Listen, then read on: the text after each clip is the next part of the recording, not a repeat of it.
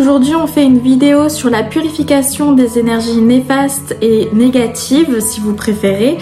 Pour cela nous allons parler des différents types d'énergie, ensuite de l'absorption et de l'émission et réémission des énergies dans les objets et les espaces, des méthodes purificatoires, puis du temps approprié à la purification, la régularité de la purification, ainsi que quoi purifier, et on va réfléchir sur la notion de trop purifier. Tout d'abord, les énergies. Il y a deux types majeurs d'énergie autour de nous. Les énergies qu'on va appeler positives et les énergies qu'on va appeler négatives, qui sont en fait les énergies légères et les énergies néfastes et lourdes. Du coup, les énergies positives, ce sont des énergies qui vont avoir un ressenti léger sur nous-mêmes. Ça va être des énergies qui vont circuler dans l'espace, circuler dans les objets, qui ne vont pas stagner dans les coins. Parce qu'une énergie qui stagne est du coup une énergie négative qu'on va ressentir négativement, lourdement, qui va stagner dans les coins et les objets, qui va parasiter l'énergie de l'objet. Parce que chaque objet, chaque lieu, chaque pierre, plante, tout ce que vous voulez, a sa propre énergie qu'il émet. Et en fait, il va, capter également les énergies environnantes, les énergies qui sont émises. Et du coup, ces énergies qui sont émises sont également néfastes. Et du coup, il va capter des énergies néfastes et il va les réémettre. Ce qui fait qu'on va en gros salir un objet au fur et à mesure de sa durée de vie. C'est pour ça que la purification est nécessaire pour dégager toutes les énergies néfastes et retrouver l'énergie pure et propre à l'objet en lui-même. En gros, ce qui se passe dans un objet, c'est qu'une énergie qui va être positive, qui va être légère, va traverser l'objet sans rester à l'intérieur, sans s'accumuler. Et une énergie néfaste qui est lourde, elle va rester coincée à l'intérieur, suivant la matière et ses capacités d'absorption. Mais elle va rester coincée à l'intérieur et du coup parasiter son énergie. Parlons maintenant des méthodes de purification. Tout d'abord, j'ai plusieurs livres et formations à vous conseiller.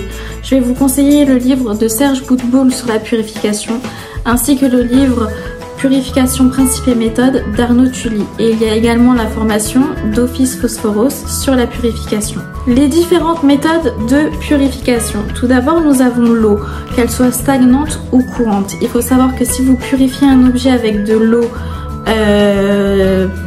stagnante, il va falloir plus de temps que de l'eau courante, parce que l'eau courante va dégager les énergies et les emmener au loin, alors que l'eau stagnante, elle, va juste les dégager et les laisser dans l'eau. Il faudra ensuite vider l'eau pour les retirer. Ensuite, nous avons le sel, qui est un élément alchimique qui permet de purifier, mais il est très abrasif, donc il faut faire attention. Certaines pierres ne le supportent pas, certaines surfaces, certains matériaux ne supportent pas le sel, donc il faut faire attention à ça. Et ça a des capacités d'absorption très importantes, c'est pour ça que ça purifie aussi bien. Et du coup, il faut jamais réutiliser un sel ou même l'eau qui a servi à une purification. Il y a également des plantes, des arbres, des fruits, etc. Des produits de la nature, on va dire ça, qui purifient. Moi, mes plantes préférées pour purifier, ce sont l'hysope, la menthe poivrée et le romarin. C'est vraiment mes préférés. Et en gros, on peut les utiliser en fumigation, donc il y a des bâtons de fumigation. On peut les utiliser également en infusion. C'est comme vous le souhaitez. Vous faites comme vous voulez. Vous pouvez également faire des pots pourris pour que la plante absorbe les énergies. Il y a ensuite les encens qui sont soit des résines, soit des écorces, des bois, etc. Qui vont purifier. Donc en gros, celles qui sont plus conseillées pour la purification, c'est l'oliban, le camphre, le copal et l'opoponax. Il y a également des pierres d'absorption qui nous permettent de purifier des objets en posant la pierre par-dessus, comme par exemple la sélénite ou la pierre de sel.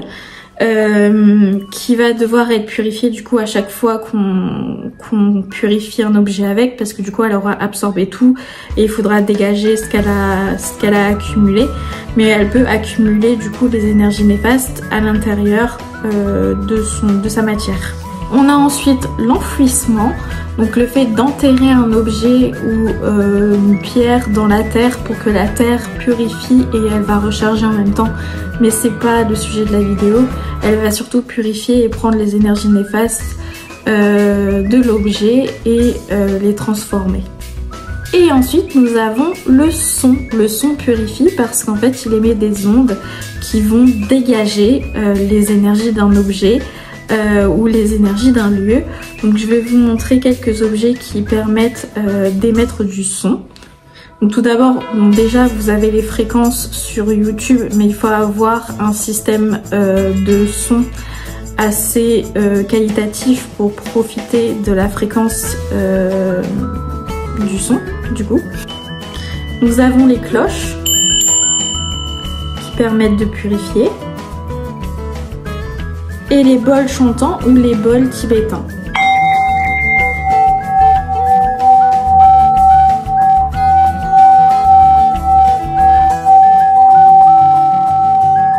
Alors juste un petit détail, la purification est différente du bannissement. C'est pour ça que je parle d'énergie et pas d'entité actuellement. Parce que le bannissement concerne les entités.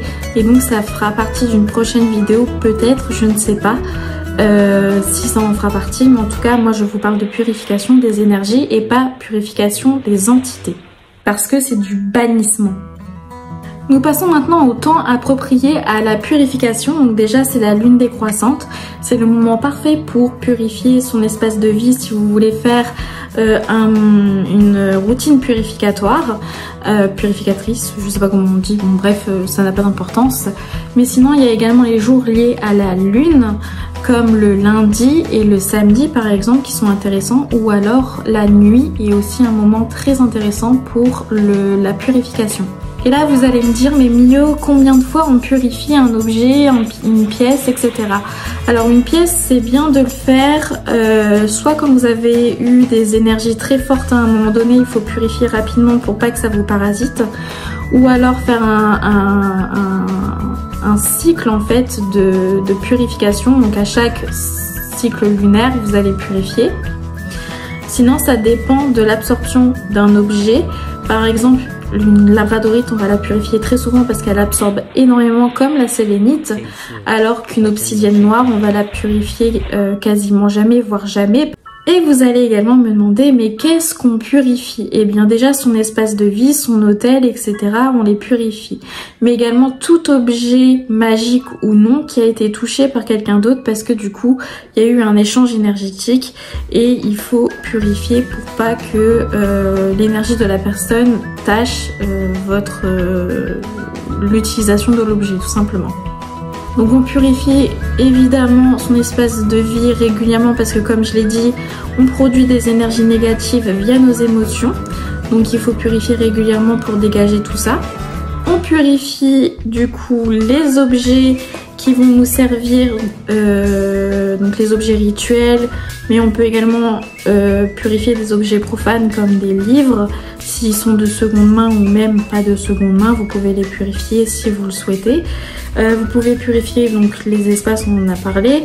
Les pierres, ça dépend des modalités. Chaque pierre ne se purifie pas de la même manière.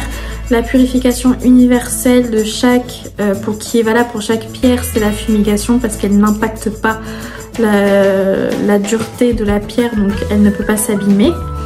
On peut purifier tout ce qui est objet divinatoire, donc tarot, pendule, oracle, bougie, si vous faites de la pyromancie, etc. Et on ne purifie surtout pas un sort qui a été fait, parce que du coup vous annulez complètement les effets de ce que vous avez fait, de votre travail, vous l'annulez et donc ça ne sert à rien. Donc on ne purifie pas son travail magique une fois qu'il a été terminé. Et donc maintenant on va se concentrer sur le thème de trop purifier. Qu'est-ce que ça fait de trop purifier? Eh bien on a des ressentis qui vont être amoindris parce que du coup les énergies elles vont dégager à chaque fois et du coup on n'aura plus d'énergie même positive, même légère, parce que tout part avec la purification, à part si vous faites une purification légère, alors là les énergies positives peuvent rester, mais souvent ça part avec quand même. Donc on perd au niveau des ressentis. Et le fait de trop purifier peut également nous impacter parce que du coup nous n'aurons plus les énergies positives qui nous aident dans notre pratique magique et du coup on va se retrouver bloqué au niveau de nos travaux magiques également. Donc ce sont des choses à prendre en compte. Il ne faut pas être maniaque de la purification. Je sais qu'au début on est très maniaque de la purification, on a envie de purifier tout le temps parce qu'on a peur. Mais il ne faut pas trop purifier parce que du coup on enlève tout et on peut enlever également le positif et ne plus rien ressentir du tout et ne plus pouvoir travailler. Tout simplement. J'espère que cette vidéo vous a aidé et vous a appris quelques petits trucs, même si ce sont des infos assez générales, pardon. N'hésitez pas à commenter, à liker si vous en avez envie, à visiter ma boutique Etsy où je vends des brumes de purification ainsi que des box qui nous permettent de purifier son espace de vie, etc. Enfin, il y a plein de choses pour la purification et la protection, etc. Donc voilà. Et je vous dis à bientôt dans une prochaine vidéo ésotérique.